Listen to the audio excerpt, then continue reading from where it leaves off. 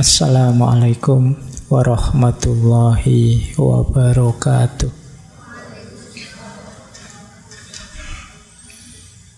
Bismillahirrahmanirrahim. Alhamdulillahirabbil alamin. Assalatu wassalamu ala asyrafil anbiya'i wal mursalin Sayyidina wa maulana Muhammadin wa ala alihi wa ashabihi wa man tabi'ahum bi ihsanin ila yaumiddin. Amma ba'du. Bismillah, mari kita ngaji lagi. Baik, kita mulai ya. Cuma malam hari ini ya saya hanya nyuplik-nyuplik saja. Semoga membantu kita memahami bagaimana, seperti apa cara kita mencintai Tuhan. Kalau beliau ini ya levelnya sudah mabuk dalam tanda petik. Jadi levelnya sudah sangat cinta, tidak bisa lagi ditawar. Seperti apa sih mencintai Tuhan itu? Seperti dalam syair-syairnya beliau. Ya malam hari ini saya bawa syair terjemahan. Syair itu kalau sudah diterjemahkan rasanya sudah berbeda. Tapi yo harap dimaklumi, kalau saya bawa aslinya opo yo sampeyan paham. Jangankan aslinya, terjemahannya saja ya sulit. Saya ngambil dari bahasa Inggris, saya Indonesiakan. Yang Inggris menerjemah dari bahasa Persia, itu lebih berat lagi, itu sudah melalui berapa bahasa. Tapi ya tidak apa-apa ya, nanti kita tangkap idenya. Baik, bismillah, kita mulai ya. Belajar mencintai Allah. Masa kita hidup cuma sekali. Ada Sang Maha Kasih, Sang Maha Cinta. Kita tidak nyampe ke level itu eman-eman. Kita akan capek kalau hidup harus kenceng terus, ngamuk-ngamuk terus, stres tiap hari, urip sepisan. Yuk kita hidupkan dengan cinta. Malam hari ini belajar dari Syekh Hafidh. Bismillah ya, kita mulai. Nah, itu saya buka dengan beberapa quote. Ini sebenarnya ya puisi, saya potong kalimat yang menarik saja. Kata beliau, kita itu sebagai manusia memerlukan cinta. Karena cinta itu adalah tanda bahwa jiwa kita hidup. Kata Syekh Hafidh, cinta adalah kebahagiaan terbesar ciptaan. Bagi yang pernah jatuh cinta, boleh kamu ingat-ingat. Apa sih kebahagiaanku paling besar itu? Pasti nanti berhubungan dengan yang kamu cintai. Ya berarti sebaliknya juga. Berarti patah hati paling besar itu juga berhubungan dengan yang kamu cintai. Jadi puncaknya kebahagiaan itu justru ada pada cinta. Kata Syekh Hafidh. Kita kemarin belajar banyak tentang filsafat kebahagiaan. Ada macam-macam bilang. Ada yang bilang bahagia itu puas. Ada yang bilang bahagia itu senang. Ada yang bilang bahagia itu baik. Ada yang bilang bahagia itu bermakna. Tapi kata Syekh Hafidh, bahagia itu cinta. Karena saat kita beneran jatuh cinta dan mencintai, puas pasti datang, senang pasti datang. Jadi orang baik kita pasti. Dan pasti kita berorientasi, berkorban, berguna pada yang kita cintai, hidup yang bermakna. Maka kalau ingin bahagia, mencintailah. Nah, itu rumusnya itu ya. Semoga kalian tidak nganggep ala pak, lebay pak, gitu-gitu. Nah, saya tidak tahu, hari ini sering begitu kesannya. Tapi ya tidak apa-apa, harus diingatkan terus. Karena rasanya sudah cukup ya sepanjang sejarah manusia. Isinya kebencian demi kebencian. Sekarang ganti, yuk kita isi dengan lebih banyak cinta. Pandangan kita ke kiri kanan harus ainur ridho, ainur rohmah. bukan ainul karohah, pandangan yang saling ridho, saling menyayangi, bukan pandangan yang saling membenci. Meskipun belum lama kita bersaing lewat pemilu, semoga itu hanya acting saja, karena pas ada kepentingan. Sekarang yuk kita kembali lagi, saling menyayangi, saling mencintai. Saya lanjutkan. Kata Syekh Hafid, aku tidak butuh gula, aku tidak butuh tepung, tidak butuh beras atau apapun. Aku hanya ingin melihat orang yang kusayangi. Oke ya, kalau kalian nanti ada yang dapat BLT, ayo kamu boleh jawab ini ya, nanti nggak dikasih besok kamu. Aku tidak butuh gula, tidak butuh tepung, tidak butuh beras. Aku hanya ingin melihat orang yang kusayangi. Oke, baik. Ini cuma ilustrasi. Langit tempat kita tinggal bukanlah tempat untuk kehilangan sayapmu. Kenapa? Kalau kita kehilangan sayap, kita tidak bisa terbang. Terbang itu berarti kita menjalankan kebaikan-kebaikan untuk mentransendensi hidup kita. Mentransenden itu menspiritualkan hidup kita tambah dekat pada Allah. Kalau kita tidak punya sayap, ya kita tidak bisa terbang. Sayapnya apa? Cinta.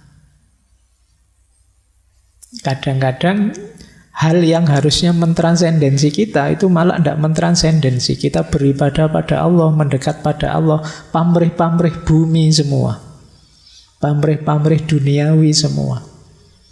Akhirnya kita tidak naik sama sekali. Kita tidak dekat sama sekali dengan Allah. Allah hanya jadi ATM kita. Kalau kita butuh, minta. Selain itu tidak dipedulikan. Maka kita tidak naik kelas. Kita tidak transenden. Kata Syekh Hafid, jalannya apa? Cinta. Cinta dan cinta. Berarti kita memang harus punya kompetensi di sini. Kalau tidak, kita tidak bisa terbang. Ini mungkin tidak kebetulan. Kalau teman-teman ingat pikirannya Plato yang menggambarkan manusia itu punya 4 unsur, yaitu perut ke bawah, dada, kemudian kepala. Kepala melambangkan akal, dada melambangkan ambisi, perut ke bawah melambangkan kebutuhan-kebutuhan dasar. Ada satu lagi yang membuat kita terbang, sayap atau eros atau cinta. Nah, nanti boleh cek lagi, dulu kita membahas filsafat kebahagiaannya Plato, atau ada di buku yang kemarin terbit itu penjelasan tentang eros cinta, yang simbolnya adalah sayap, membuat kita bisa terbang. Nah, itu ternyata nyambung juga dengan alegori isyarat dari Syekh Hafid. Baik, ini pembukaan pada cinta ya. Kalau masuk ke syair-syairnya Syekh Hafid, ada banyak sekali syair-syair beliau, tema-temanya itu. Malam hari ini kita hanya membahas tentang cintanya saja, tapi sebenarnya ada banyak.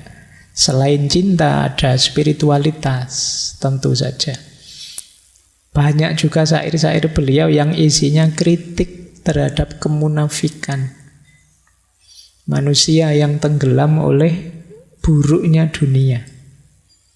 Kemudian ada tentang nasib dan takdir, bagaimana manusia itu sering memberontak terhadap sunatullah hidupnya, melupakan hakikat dirinya. Dan yang terakhir yang menarik, di banyak syair beliau menyarankan kita merayakan hidup ini. Kita itu dianugerahi Allah kesempatan untuk hidup di muka bumi ini dengan segala fasilitas dan kenikmatan. Itu sudah luar biasa, sudah patut kita rayakan. Bagaimana cara merayakan hidup?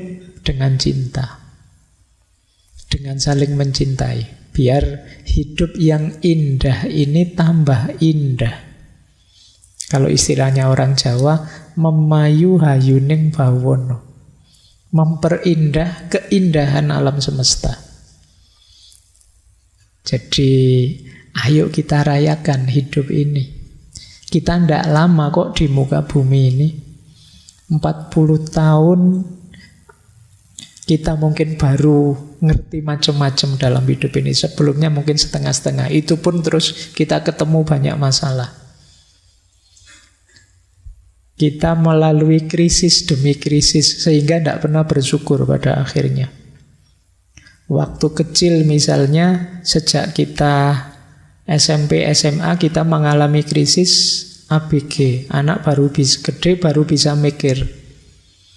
Ingin eksis, ingin bebas, tidak mau dikekang, pokoknya itu. Tapi di sekelilingnya penuh kekangan, jadi dia gelisah, dia stres. Nanti zaman mahasiswa stres lagi.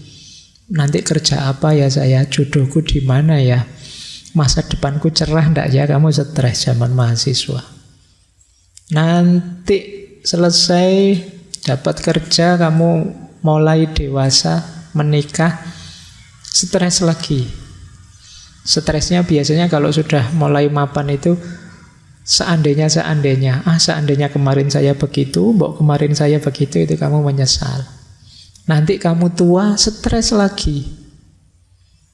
Begitu kamu uzur, sudah tua, kamu merasa tidak berguna. Ya memang saya sudah tua, tidak bisa apa-apa, kamu stres. Temanmu satu-satu meninggal, kamu stres. Ini mesti saya sebentar lagi. Terus kamu punya sakit macam-macam. Lu kapan syukurmu? Ayolah, sejak sekarang kita rayakan hidup, kita syukuri hidup ini. Dan itu nanti banyak kita temukan di syair-syairnya Syekh Hafid ini. Baik, saya agak cepat ya, biar nanti teman-teman bisa banyak punya waktu untuk curhat. Mumpung temanya cinta. Nah, syair-syairnya Syekh Hafid kalau tentang cinta, cirinya itu ya, nanti kalau ada yang ingin meneliti, ini kan sebagian besar mahasiswa. Pandangan beliau tentang cinta, yang pertama jenisnya sufistik, itu pasti ya. Fokusnya sebenarnya puncaknya ada pada cinta ilahiyah, cinta pada Allah.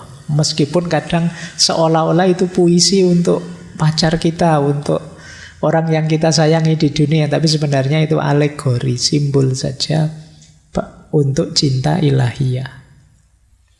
Yang kedua, humanistik.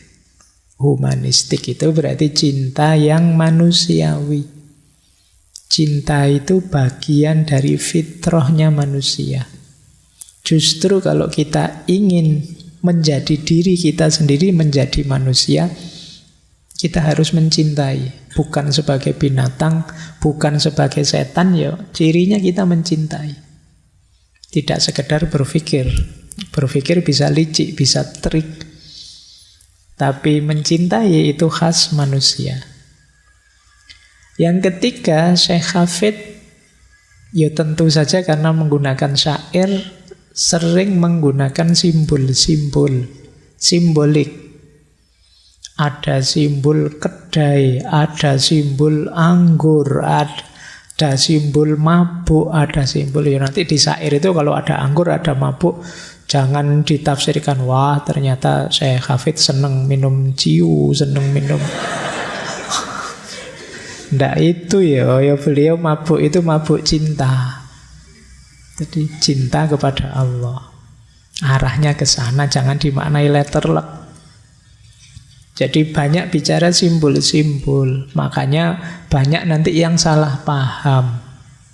Ada yang menuduh beliau musyrik lah, ada yang menuduh beliau keluar dari Islam lah. Pada zaman beliau sendiri begitu.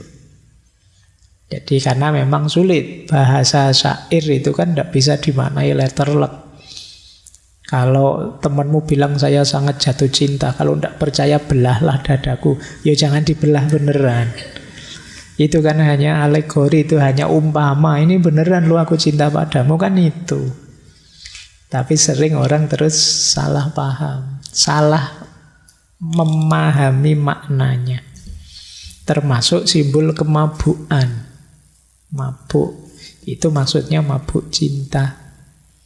Kenapa sih kok istilahnya mabuk? Karena kalau orang sudah jatuh cinta itu saking ekstasenya, saking senengnya, kadang-kadang kalau ngomong ngelantur. Kadang-kadang sulit dipahami, jingkrak-jingkrak ndak karuan. Itu kan saking ekstasenya, saking senengnya. Itu disebut kayak orang mabuk. Kalau dalam dunia tasawuf dulu kan kita kenal istilah satohat. Satohat itu ketika seorang sufi di puncak ekstasenya, di puncak kegembiraannya, merasa dekat dengan Allah, itu kadang-kadang muncul kalimat-kalimat, kata-kata yang tidak terkontrol. Nah, itu terus yang salah paham, terus berpedoman pada letter luck-nya. Sama kayak belahlah dadaku tadi dianggap belah dada beneran. Gunung ku daki, laut ku seberangi, itu dianggap terus naik apa? Kamu punya uang ndak? Ya ndak begitu. Maksudnya siap, sungguh-sungguh. Nah, di syair-syair yang lain juga beliau banyak membahas tentang tantangan dan pengorbanan orang mencintai. Cinta itu pasti banyak tantangannya dan banyak yang harus dikorbankan. Yang sudah mencintai pasti ngerti ini. Jadi kalau kemarin 2 minggu yang lalu kita membahas tokoh-tokoh sebelumnya itu kan banyak betapa memang cinta itu mengorbankan, tapi pengorbanan yang kita sukai, kita senangi.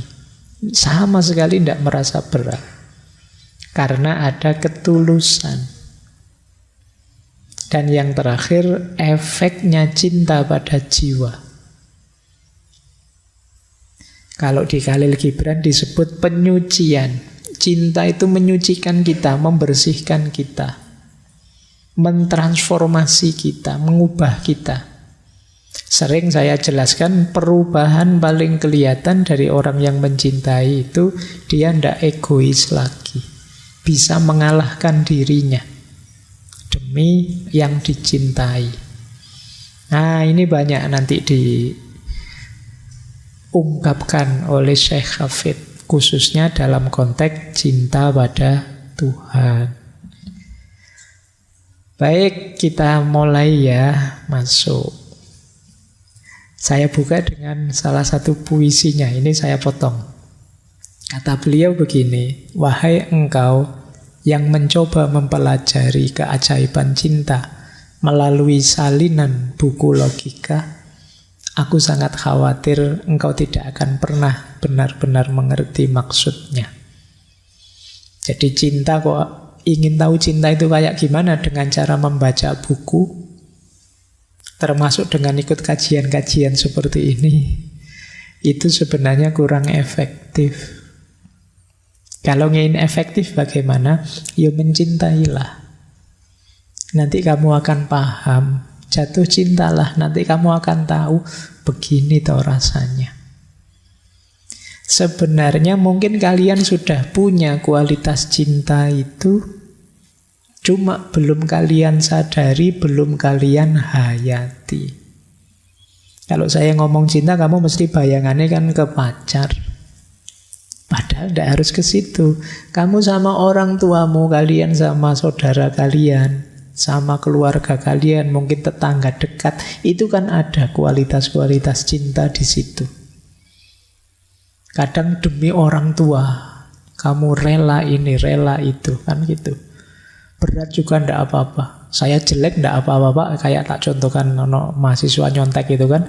Wah, saya nyontek ini biar orang tua saya bahagia, Pak. Loh, kamu dosa loh. Biarlah saya berdosa, nama baik saya jatuh, ndak apa-apa asal orang tua bahagia. Itu alasanmu saja ya.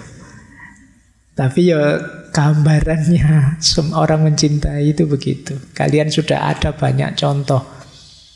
Tadi saya bilang jatuh cinta lah, kamu mesti bayanganmu jatuh cinta ke lawan jenis. Banyak hal bisa. Tidak harus ke lawan jenis. Nanti diajari oleh Syekh Hafidh gimana caranya mencintai apapun. Saya lanjutkan. Nah, cuma sebelum itu, sebelum kita mulai mencintai, menurut saya beliau ngajak kita, ayo direm dulu ya. Kita agak terlalu edan-edanan selama ini sebelumnya. Ngurusi dunia. Sampai lupa kita mencintai. Kata beliau, kamu tidak perlu bertingkah gila lagi. Kami semua sudah tahu kamu pandai dalam hal itu. Jadi sudahlah, hidupmu tidak usah edan-edanan lagi. Saya tahu kok kamu memang edan. Ya, sederhananya kan begitu. Sekarang berhentilah sayang dari semua kerja keras yang engkau lakukan, yang membawa rasa sakit pada mata dan hati manismu. Lihatlah ke cermin gunung yang jernih. Lihatlah para prajurit kuno yang cantik. Dan lihatlah unsur ketuhanan yang engkau selalu bawa dalam dirimu. Semuanya mengisi alam semesta ini dengan kehidupan suci. Sudah lama sekali. Jadi kita ini terlalu banyak distraksi, sibuk dengan macam-macam kelakuan-kelakuan edan kita sehari-hari. Akhirnya kita menjauh dari hal-hal yang suci. Seolah-olah hidup itu hanya tentang kalah menang, hanya tentang enak tidak enak, hanya tentang harta, hanya tentang kepemilikan, jabatan, dan lain sebagainya. Kata beliau, yuk berhenti sebentar. Mari kita sadari sakralnya hidup ini, berharganya hidup ini. Sejak dulu begitu, tapi orang sering lupa. Hidup ini sangat berharga. Yuk kita hargai, jangan dibuang-buang waktu. Jangan dirusak-rusak dengan kotornya hati dan pikiran kita. Ayo berhenti sebentar. Itu ajakannya beliau begitu. Ayo kita menarik diri sebentar. Ayo latihan diam sebentar. Kata beliau, 1 hari diam dapat menjadi penziarahan dengan sendirinya. Jadi kholwat, jadi upaya kita muhasabah, tafakkur. 1 hari diam dapat membantumu mendengarkan jiwa memainkan kecapi dan drumnya yang elok. Bukankah banyak percakapan sekedar mempertahankan diri atau berputar-putar? Ayo diam, kita cari waktu untuk diam, untuk mendengarkan suara hati kita, suara jiwa kita yang indah. Bahwa kita ini sangat berharga. Kata beliau, kupikir kita sampai ke sini untuk menyerah dalam diam, untuk meraih cahaya dan kebahagiaan, menari dalam perayaan kemenangan cinta. Inilah yang perlu kita upayakan. Bahagia, kemudian merayakan cinta. Jangan terdistraksi terus, jangan edan terus. Yuk, kita bahagiai hidup ini dengan cinta. Caranya gimana? Membentuk diri kita jadi pecinta. Membentuk diri kita dengan hati. Kata beliau begini, ini ada syairnya menarik. Suatu ketika seorang wanita muda menanyaiku, bagaimana rasanya menjadi laki-laki? Dan aku menjawab, kekasihku, aku ndak tahu. Lalu dia berkata, bukankah kamu laki-laki?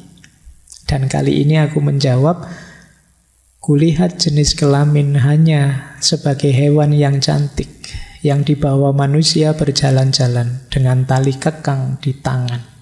Dan mungkin mengikuti perlombaan untuk memenangkan hadiah-hadiah yang mengherankan.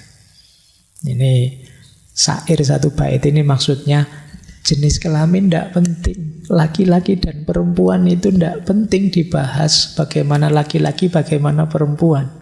Kata Syekh Hafid, kekasihku, pertanyaan yang lebih bagus bagi Hafid semestinya, bagaimana rasanya berbentuk hati? Bagaimana rasanya berbentuk hati itu, gimana rasanya menjadi seorang pecinta. Kalau kita jadi seorang pecinta, itu tidak laki-laki, tidak perempuan. Semuanya sama. Nah, kata Syekh Hafid, kalau kamu tanya gimana rasanya berbentuk hati, ya akan aku jawab, karena yang aku ketahui hanya cinta, dan kudapati hatiku tanpa batas dan ada di mana-mana.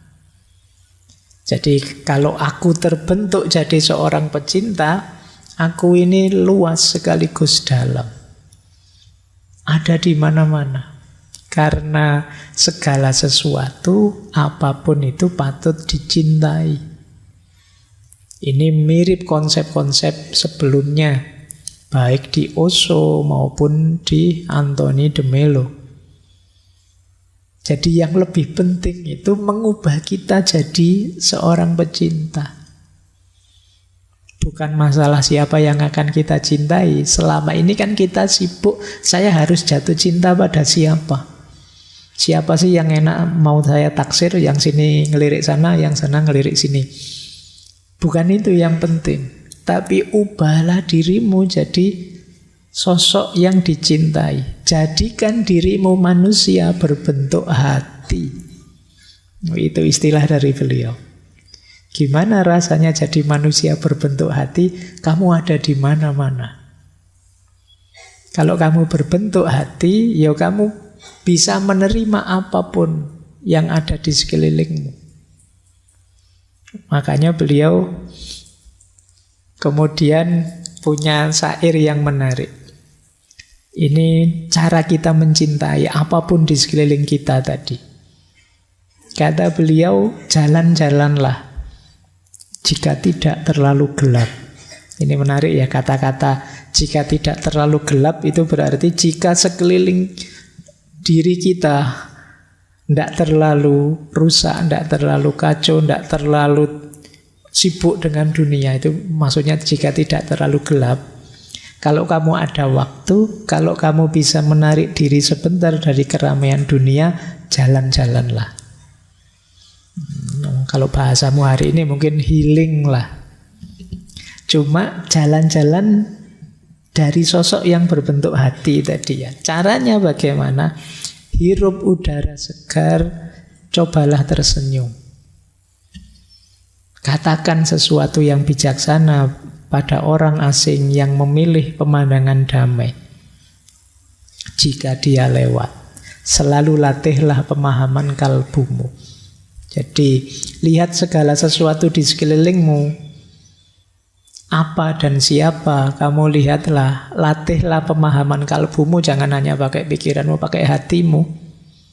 Ambil nafas dalam-dalam dan tersenyumlah. Nah, coba ya, nanti besok pagi boleh lah, bangun pagi gitu ya, keluar, ambil nafas dalam-dalam, siapa saja lewat, tegaskan dalam hatimu, aku mencintaimu, mencintai kalian semua, mencintai apa saja. Itu latihannya begitu. Kata Syekh Hafid, engkau pun bisa melakukan sesuatu yang nyata sepanjang jalan ini.